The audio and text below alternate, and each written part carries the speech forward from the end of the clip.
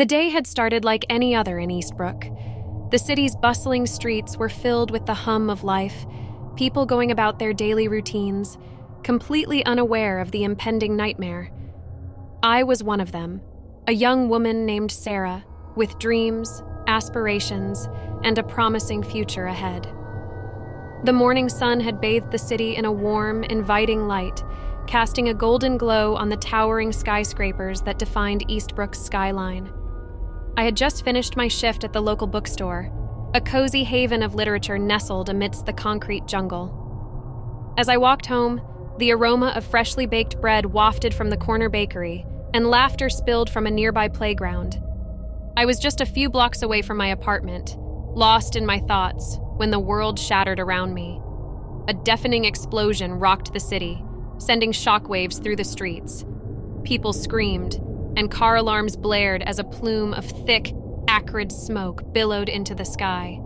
Panic washed over the crowd like a tidal wave. My heart pounded in my chest as I joined the frenzied rush to escape the chaos. It was then that I caught a glimpse of something horrific. A figure, twisted and contorted, lurched toward a group of pedestrians. Its skin was pale, eyes vacant, and its movements were jerky and unnatural. The infected, as they would later come to be known, had been unleashed upon us. The virus had spread like wildfire, turning our neighbors, friends, and loved ones into mindless predators. Chaos consumed the city, and I was thrust into a nightmare from which there seemed to be no awakening. With adrenaline coursing through my veins, I fought my way through the stampeding crowd, narrowly avoiding the grasping hands of the infected.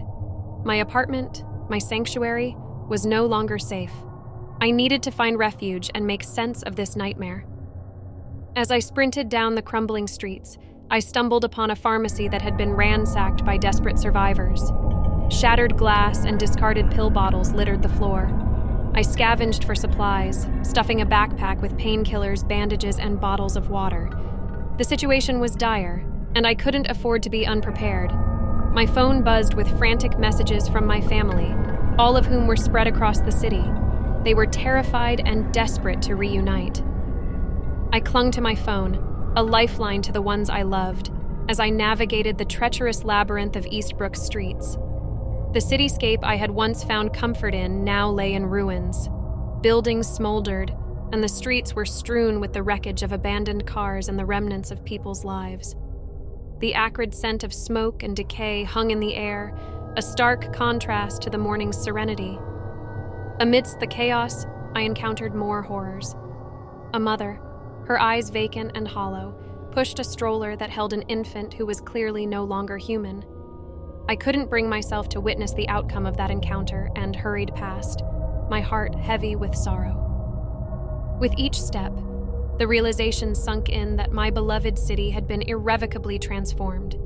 The infected roamed freely, and there was no safety to be found.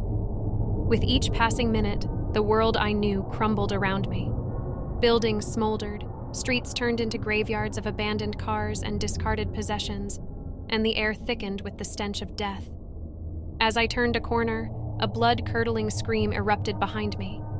I spun around to see a woman, bitten and bleeding, stumbling towards me.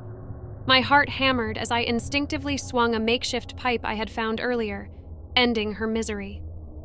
The encounter left me trembling and sickened. My journey out of Eastbrook led me through a surreal and desolate landscape. The once fertile fields surrounding the city had withered into a barren wasteland, as if nature itself had recoiled from the horrors that now walked the earth. The group I had joined, led by Ben, was composed of survivors from various walks of life, all united by the grim determination to escape the city of shadows. Alongside me were Lisa, a compassionate nurse, David, a resourceful mechanic, Sarah, a young woman like me, and Ethan and Emily, a married couple who had lost their children in the chaos. We traveled cautiously, avoiding the main roads and sticking to the backcountry. Every encounter with the infected was a test of our resolve, and we grew skilled at silently dispatching them, our makeshift weapons becoming extensions of ourselves. The infected were no longer people. They were twisted, grotesque parodies of humanity, and we had to harden ourselves to survive. Food became a constant concern. We scavenged what we could from abandoned homes and stores, rationing our supplies to make them last. Every meal was a meager affair, and the pangs of hunger gnawed at us daily. But we pressed on, driven by the hope that awaited us in that distant safezone. As the days turned into weeks, the world around us grew more desolate. Abandoned vehicles dotted the highways, testaments to the futile attempts of those who had tried to flee.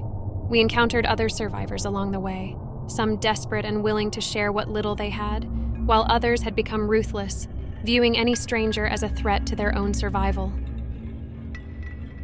One evening, as we camped in the ruins of an old farmhouse, I watched the setting sun cast long, ghostly shadows over the landscape.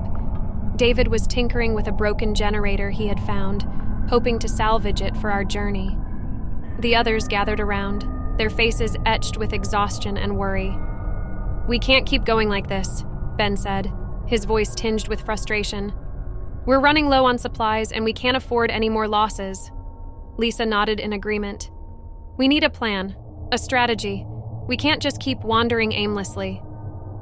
Ethan and Emily exchanged a worried glance, their eyes filled with a shared sorrow that I could only imagine. They had lost their children in the chaos of the outbreak, and their pain was a constant, unspoken presence among us. We deliberated late into the night, our voices hushed in the darkness. It was then that Ben proposed a dangerous, yet hopeful plan to reach a rumored safe zone on the other side of the country, where rumors spoke of a place where the infected had not yet spread.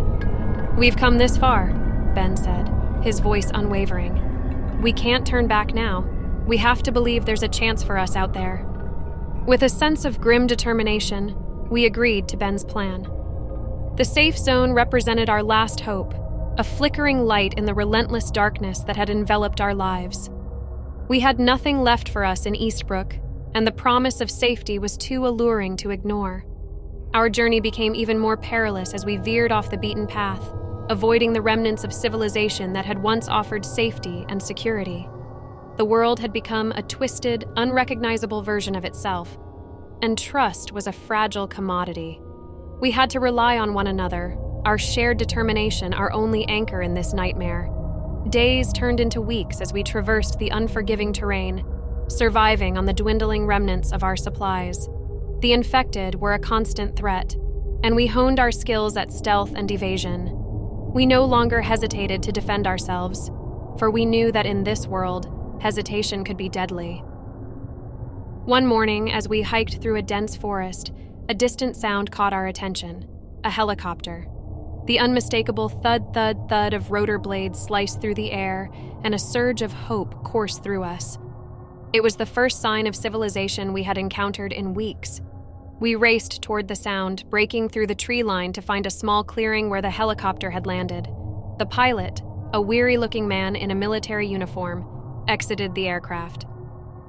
"Are you survivors?" he asked, his voice tinged with relief. We nodded eagerly, overwhelmed with gratitude. The pilot explained that he was part of a rescue mission, tasked with airlifting survivors to the safe zone we had been seeking. It was a glimmer of hope we had scarcely allowed ourselves to imagine. We boarded the helicopter, our hearts filled with a newfound sense of optimism. The feeling of safety and escape was palpable as we lifted off the ground, leaving the horrors of the world below us.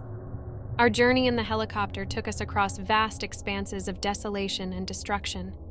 It was a stark reminder of the world we had left behind, and the contrast between the chaos below and the relative safety of our airborne refuge was surreal.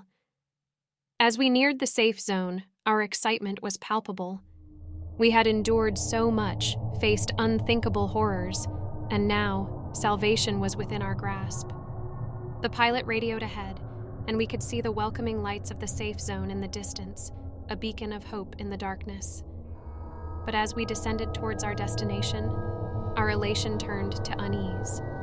The safe zone appeared to be surrounded by a high wall topped with razor wire, and armed guards patrolled the perimeter. It was not the welcoming sanctuary we had imagined. We were herded into a sterile, dimly lit facility where our belongings were confiscated, and we were subjected to a battery of medical tests and questions. The atmosphere was tense, and the guards remained tight-lipped about the situation. Hours turned into days as we languished in the facility, our hopes slowly giving way to frustration and fear. It became clear that this safe zone was not the refuge we had envisioned. It was more like a prison, and we were its unwitting inmates. Finally, one of the guards broke his silence. "I'm sorry," he said, his voice filled with regret. "This is not a safe zone. It's a research facility. We need to study the infected, and you're our subjects." The shock and betrayal were overwhelming. We had come so far, endured so much, only to find ourselves trapped in a place that saw us as nothing more than lab rats. Desperation set in as we realized the grim truth. We were never meant to find safety here. We were expendable, sacrificed for the sake of scientific curiosity. In the days that followed, our group's unity began to crumble under the weight of our despair.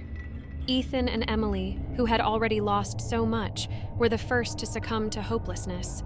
They chose to end their own lives rather than endure further torment. As the days turned into weeks, the facility's experiments grew more invasive and horrifying. Our once determined group became a shell of what it had been, each of us haunted by the traumas we had endured. But the worst was yet to come. One evening, as I lay in a sterile, windowless cell, I noticed subtle changes in myself. I felt weak, feverish, and my appetite had vanished. A deep dread settled over me as I examined my arm and found a bite mark hidden beneath my long-sleeved shirt. The realization hit me like a sledgehammer. I had been infected, and there was no escape from the inevitable. The virus had taken hold, and I was slowly succumbing to its relentless grip. When I revealed my condition to the others, they were devastated. They had lost so much already, and now they would lose me as well. But they knew what had to be done, for I was no longer one of them. In the cold darkness of that night, beneath the sterile, fluorescent lights of the facility, my friends said their tearful goodbyes and ended my life. It was a painful and heartbreaking decision, one that symbolized the relentless cruelty of our world, a world where hope was a fleeting illusion, and survival came at a terrible cost. As I slipped into darkness, I couldn't help but wonder if there was any humanity left in this shattered world, or if we were all just pawns in a relentless, unforgiving game of survival.